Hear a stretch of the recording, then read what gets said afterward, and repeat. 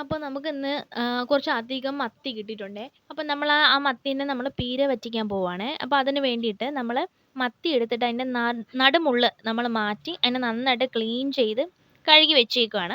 അപ്പം നമുക്ക് അതിനാവശ്യമായിട്ട് വേണ്ടത് തേങ്ങയാണ്. തേങ്ങ നമ്മൾ ചുരണ്ടിയിട്ടില്ല. അതിനെ അരിഞ്ഞാണ് എടുത്തിരിക്കുന്നത്. ചുരണ്ടാൻ മടിച്ചിട്ട് ഞാനിങ്ങനെ അരിഞ്ഞെടുത്തിട്ടുണ്ടായിരുന്നു.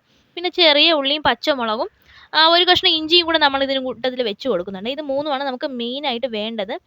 അങ്ങനെ നമുക്ക് തേങ്ങയൊന്ന് നമുക്ക് ചുരണ്ടി നന്നായിട്ടൊന്ന് അരച്ചെടുക്കാം. ഇനി നമ്മൾ നേരത്തെ എടുത്ത് വെച്ചിരിക്കുന്ന ചെറിയ ഉള്ളി, ഇഞ്ചി, പച്ചമുളക് ഇതിലേക്ക് കുറച്ച് മഞ്ഞപ്പൊടിയും കൂടി ഇട്ട് നമ്മളൊന്ന് ക്രഷ് ചെയ്തെടുക്കുന്നുണ്ട്. പിന്നെ ഇത് തോട്ടുപുളി ഒരു 3 തോട്ടുപുളി നമ്മൾ എടുക്കുന്നുണ്ട്. അത് വെള്ളത്തിലിട്ടിട്ട് നമ്മൾ കോരാനായിട്ട് വെച്ചേക്കുകയാണ്. പിന്നെ ഈ തേങ്ങ ഈ മീനിലേക്ക് ഇട്ട് കൊടുത്ത് നന്നായിട്ടൊന്ന് മിക്സ് ചെയ്തതിന് ശേഷം നമ്മൾ നേരത്തെ ക്രഷ് ചെയ്ത് വെച്ച ചെറിയ ഉള്ളി ആ മിക്സില്ലേ അതും കൂടെ ഇതിലേക്ക് ഇട്ട് നല്ല വൃത്തിയായിട്ടൊന്ന് കുഴച്ചെടുക്കണം. കുഴച്ച് നല്ല ആ മീനിലേക്ക് തീരെ കുഴക്കേണ്ട, കണക്കിനൊന്ന് കുഴച്ചെടുത്തിട്ട് ഉപ്പും കൂടെ കണക്കിനങ്ങ് ഇട്ട് കൊടുക്കണം. ഉപ്പ് നമ്മുടെ പാകത്തിന് നമ്മളങ്ങ് ഇട്ട് കൊടുക്കണം. ഇട്ട് കൊടുത്ത് ഇതിനെ നന്നായിട്ടൊന്ന് മിക്സ് ചെയ്ത് എല്ലായിടത്തും മീനിൻ്റെ എല്ലാ ഭാഗത്തും പിടിക്കുന്ന രീതിയിൽ നമ്മൾ ഇട്ട് കൊടുക്കുക. പക്ഷേ ശ്രദ്ധിക്കേണ്ടത് മീൻ അങ്ങ് ഒരുപാട് കുഴഞ്ഞു പോകരുത്. പിന്നെ ആവശ്യത്തിന് പുളിയും കൂടെ നമ്മളിതിലേക്ക് ഒഴിച്ച് നല്ല രീതിയിൽ പുളി ഒഴിക്കുമ്പോഴത്തേനും വെള്ളം വരുമല്ലോ, അപ്പോൾ അധികം വെള്ളം ചേർക്കാതെ കണക്കിന് നല്ല രീതിയിലൊന്ന് കുഴച്ചെടുക്കുക. ഇനി നമുക്കിതിനെ അടുപ്പിൽ വെച്ചൊന്ന് കുക്ക് ചെയ്തെടുക്കാം.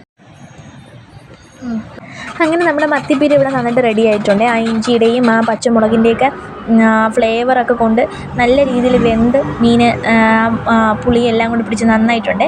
ഇതെല്ലാവരും ഒന്ന് ട്രൈ ചെയ്ത് നോക്കണേ.